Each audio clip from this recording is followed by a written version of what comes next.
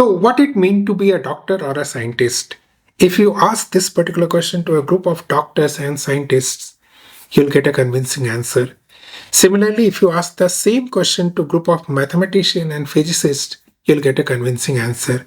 But if you ask this particular question to a group of programmers, like what it means to be a programmer, forget about getting a convincing answer. You'll get long spectrum of answers and most of them will not make any sense.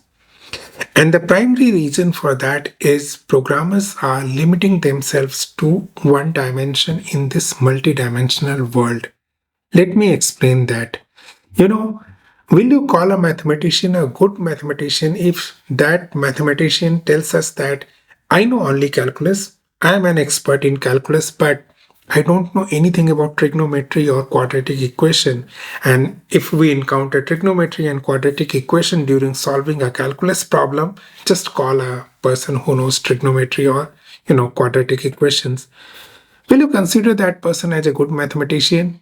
Let me give you another example. If a heart doctor says that, I know only about heart, I don't know anything about anything else in the body, I can just, open the heart, do the heart surgery, and everything else you call someone else. I don't know anything about it. Will you recommend that doctor to, your friends and family? I don't think so. Okay. So this is the problem programmers are facing and somebody has to talk about it. Programmers are just restricting themselves into one thing and they are considering themselves as programmer. And today if you ask a programmer about what they do, they'll say that I am a React programmer, I am a C programmer, I am a SQL programmer, and that's all. Anything else, you call someone else, talk to someone else. Now, I'm not saying that being an expert is not good. Being an expert is good, but being an expert is not a license to getting away from everything else. Okay, because we live in a multi-dimensional world. Anything that gets impacted by your work or anything that can impact your work, you must know about it. And the same formula is applicable for any other discipline. Doctors, scientists, mathematicians, physicists, they need to know about the things which impact their area of expertise or something that will get impacted by their area of expertise.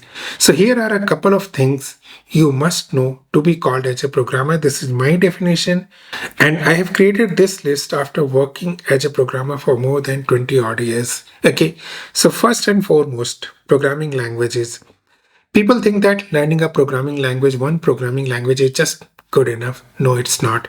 In first 5 years of your programming career, you must know at least 3 to 5 programming language. And in first 10 years of programming career, you must have created production level code in 4 to 5 programming languages. Knowing different programming languages will help you sharpen your thought process. Okay. Now, many people think that learning programming language means learning syntax. No, it's not about syntax. Learning programming language is more about understanding the capability of that programming language and what is unique in there, right? Let me give you my own example. I was working in C++, then later I moved to Node.js and JavaScript. And there I realized the importance of creating an event loop. All of you know, JavaScript programmers know it's an event loop. And later when I moved back to C++, I created an event loop in C++ to solve my own problem. Of course, things were a bit different, but it made things easy for me. So this was all about programming languages. Second thing, you need to know about data store, databases, types of databases, and you must have worked with 3 to 4 different types of databases, including in-memory, SQL and NoSQL databases. Because any production level code will have to store data. It has to work on data. Each and every program works on data, and the data needs to be stored. Your variables in your program, in your code is not sufficient. You need to store that data wherever it is. You need to do that. And that's why you need to have a working experience with a database, or maybe, more than one databases of different types.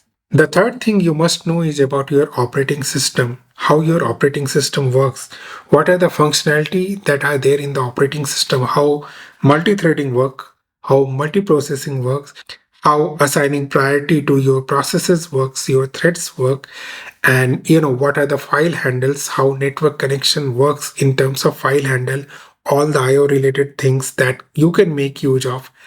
You must know about all those things. And last but not the least, you must know about hardware. Bare minimum things about hardware, like which hardware your program is gonna run, how many CPUs or cores are there, what are L1, L2 cache, what are RAM, okay, how much RAM you have, whether you are working with STD or HDD. You must know all those things to be able to be considered as a good programmer. And let me end this video with my own true story. Once I was working with a person who was very good in C++ programming language, and I have no hesitation in saying that he was better than me. And after some time, he once asked me the question, how come your code is better than my code, the same C++ code? And I guess you know the answer. Thank you all. Thanks for watching. We will meet again. Until the next time we meet, good day, goodbye. You take care.